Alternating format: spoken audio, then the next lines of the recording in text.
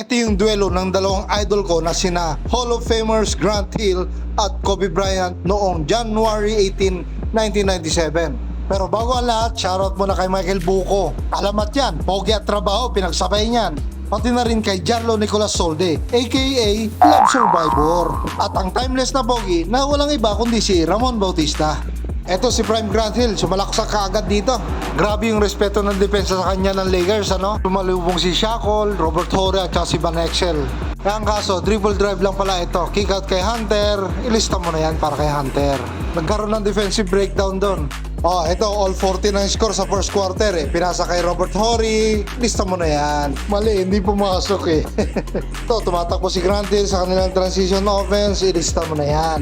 Ito, force option, Grant Hill ulit, isolation. At syempre, abangers na naman si Shaquille O'Neal dito. Dahil napabayaan ni Shaquille O'Neal ang kanyang bantay, another assist na naman para kay Grant Hill. Ibang klase talaga yung Prime Grant Hill noon, ano? Sayang lang, puro injury lang yung naabot. Ito na naman yung drop pass ni Grant Hill, ano? Kaya ayan, another assist na naman para kay Grant Hill.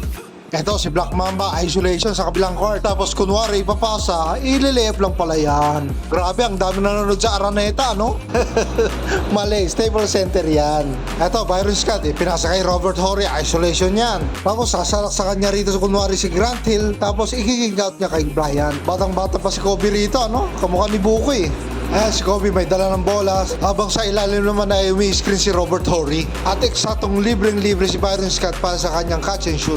Kaya another assist na naman para kay Kobe. Ibang klase talaga ang Prime Grant Hill noon. Kung di kanya sasalaksakan dadaan kanya sa magandang pasa. Ito nakuha ni Michael Curry at ipinasa kay Thorpe. Dahil paubos ng shot clock nag-running jump hook itong si Thorpe. Mala JDM number 1 sana kung pumasok yun. Ito Kobe at si Brooks nag-pick and roll silang dalawa dito at eksakto yung pasa sa roll ni Brooks. Another assist na naman para kay Kobe. Eto si Byron Scott may binabalak dito, tumira ng 3 sa top, sablay naman yan at na-rebound yan ni Grant Hill. Grabe yung trabaho ni Grant Hill dito, kaya nga laging triple-double ito, kanya rebound, kanya yung assist, kanya rin ng puntos. At ito, ibinalik ang bola sa kanya at tumira ng 18-footer na putlong, ilista mo na yan. Magaling talaga yung laruan ni Grant Hill nung araw, kaya nga sumikat ang feel at change the game eh. Ito, sasalaksak siya na naman siya rito, naghang time sa pasa, ayun, N1 pa nga. Kitang-kita yung contact ni Kuya Boy Montalban doon. Magaling talaga na referee yan. 9 minutes mark ng second quarter, lamang ang Lakers ng isa, 28-27. At dinagdagan pa ni Mamba ng 3. Ito ISO sabay Hesi moves. Ang ganda naman nun, mala JDM number 1 yun. Ito, post up si Grant Hill dito pero nakabang si Shaquille O'Neal sa ilalim. At dahil mautak yan si Grant Hill, mid-range lang, sapat na. Kung hindi isolation ang ginagawa ni Grant Hill dito, pick and roll naman. Ayan, kagaya niyan. Libre na naman si Thorpe dahil sa pasa ni Grant Hill. Ito, Grant Hill na naman, isolation, spin move. Ayun, na-foul na naman ni Shaquille O'Neal doon. Sa mga hindi nakakalam, yan ang tunay na Shaquille, si Shaquille O'Neal. Under 6 minutes mark ng third quarter, lamang ng 3 ang Lakers. Nakita mo yun, biglang nawala sa harapan ni Shaquille O'Neal si Grant Hill dito. Yung quick first step ni Grant Hill ang pamatay niya rito Sabay ayan, double clutch layup. Nawala sa Kodak moment si Shaquille O'Neal doon. Sa kanyang buong field goal career, nag-average yan si Grant Hill ng 48.3%. Ayan, sumalubong na naman si Shaquille O'Neal dito pero tinago lang ni Grant Hill yung bola. Ganyan talaga kalupit si Grant Hill na maglaro nung araw Kaso nagkapilay-pilay lang Sinabi ni Shaquille O'Neal ako ang tunay na Shaquille. Lagi mo na lang ko iniisahan Ito, kitang-kita ni Bryant si Shaquille O'Neal dito. Ayun, dinakdak ni Shaquille O'Neal. Shaquille O'Neal. Ito, isolation kontra kay Robert Horry. Ayun, nag-shift si Campbell, nag-crossover, tapos pull up sa mid-range. Ilista mo na yan para kay Grant Hill. Mismatch yun sa speed medyo mabagal yung galawan ni Campbell doon. Ito naman si Kobe Bryant merong 44.7 field goal percentage yan sa buong kanyang karera. Ayun, bank shot, mala Efren Bata Reyes yun. Malupit. Tapos ito pa, pinapakitaan tayo ng ball handling ni Kobe Bryant dito nung bata pa siya. Ayun, biglang nag-pull up. Mala JDM number 1 yun. 8 minutes mark ng fourth quarter, lamang ang Lakers ng 6 dito sa score na 56-62. Ayun, nakatipin uli si Grant Hill doon at naisahan niya uli si Shaquille O'Neal doon. Ayun, nagkabaldugan doon at na-rebound ni Shaquille O'Neal yung bola at binigay kay Van Exel, alley-oop para kay Kobe Bryant. Ganda nun Uy, nakita ko yan kulay dilaw yon. Kulay dilaw na may pagka-violet. Oh, eto si Grant Hill nasa wing. Dino-double team na siya rito. Score kasi na score eh. Hindi na siya mapigilan. Parang bagyong enteng. 4 na araw bago tumigil. Ito, paubos na yung shot clock. Attack mode si Grant Hill dito. At tumira ng 18-footer na footlong. Ilista mo na yan. Anim ang lamang ng Lakers dito. Ito, dinouble team si Shackle. Ibinigay kay Kobe Bryant sa wing. At tumira ng 3. Pasok na pasok. Dahil dun sa puntos na yun ay naghahabol ang piston dito. Ito, catchy shoot ni Grant Hill. Ayun, butas na butas. Malapig kasus yun. Ito, Grant Hill ulit. 2-man game dito. Ito, pinasa. Kaso natapik ni Shaquille O'Neal. Pero na-recover yung bola at ibinigay kay Thorpe. Ilista mo na yan, sabi sa Bombay. Ito na naman si Grant Hill. Ito, magtutuman game sila. Pick and roll. Binigay kay Thorpe. And libreng-libre na naman si Thorpe dito. Walang nagawa si Van Exel doon. Playmaker, minsan shot creator. Ang lupit talaga ni Grant Hill. Ito na naman si Grant Hill against Robert Horry, ano? Ito, attack mode na naman siya. Ayun, pinalobo dahil doon sa bulabog ni Shaquille O'Neal doon. Pero pumasok pa rin ang bola.